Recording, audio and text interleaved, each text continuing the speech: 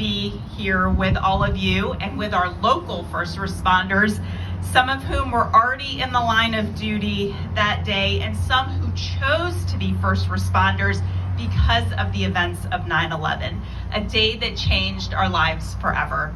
As many of you know, I worked in the Pentagon immediately after 9/11. I'm a native Farsi speaker, which is a language spoken only in Iran and Afghanistan, and one that was necessary for our nation's intelligence in the aftermath of 9/11. As many of you know, I was born in Iran, and my family and I immigrated here, and this country gave us a second chance at life because of the greatness of Americans and because of the veterans who fought to give us this land of opportunity, and some who died to protect our freedoms. Though we changed as a nation after that dark day, we never stopped being who we are: caring, compassionate, empathetic, and loving, patriotic people.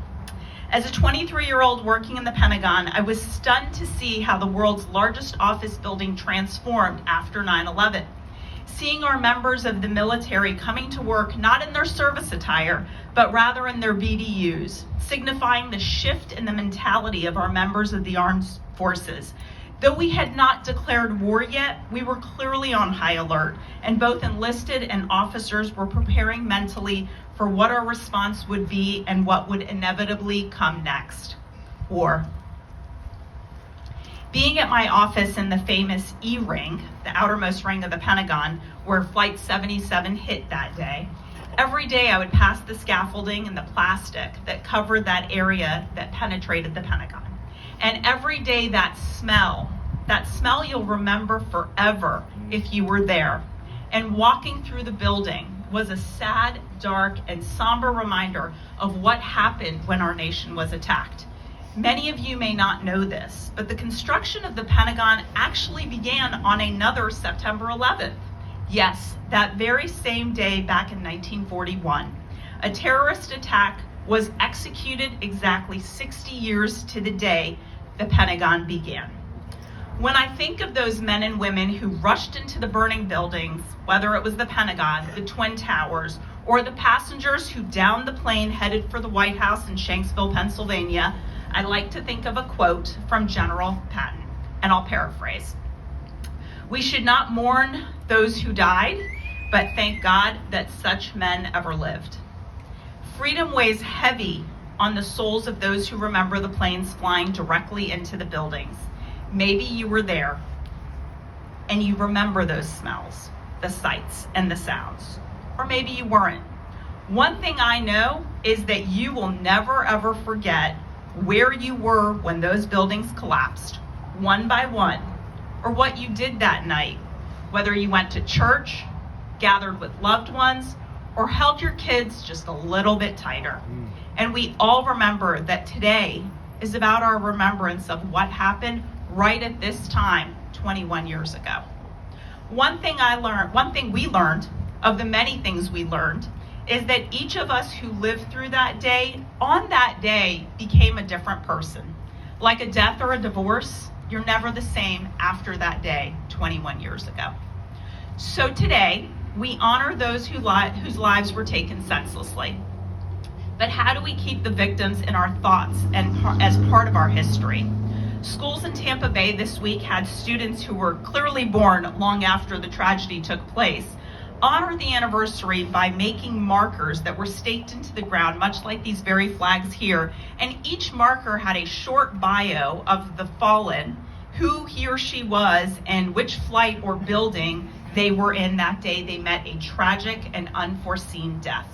Today we want to honor them through our thoughts, our words, our prayers, and our deeds as we gather here today to mark this hallowed ground. It is our place of remembrance here in Pinellas County.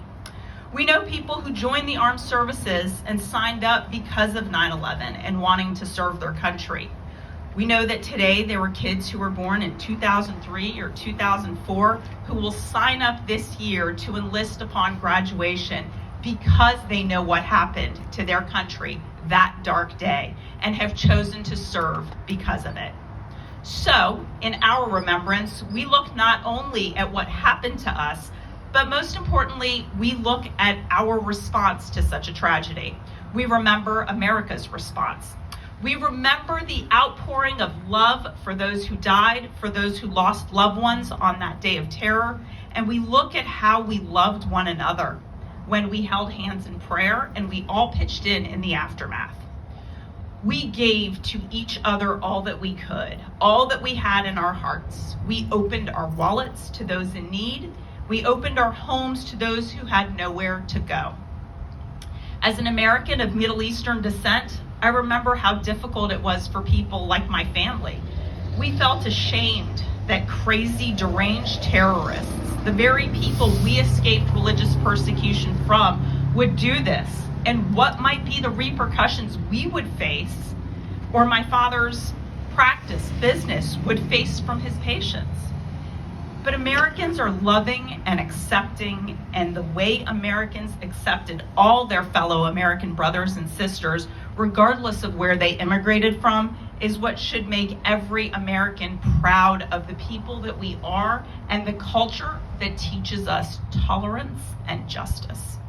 Folks, we are gathered here today to remember and honor the fallen. It is also an important reminder today for all of us that our resolve, our spirit, our kindness for one another never wavered in our darkest times.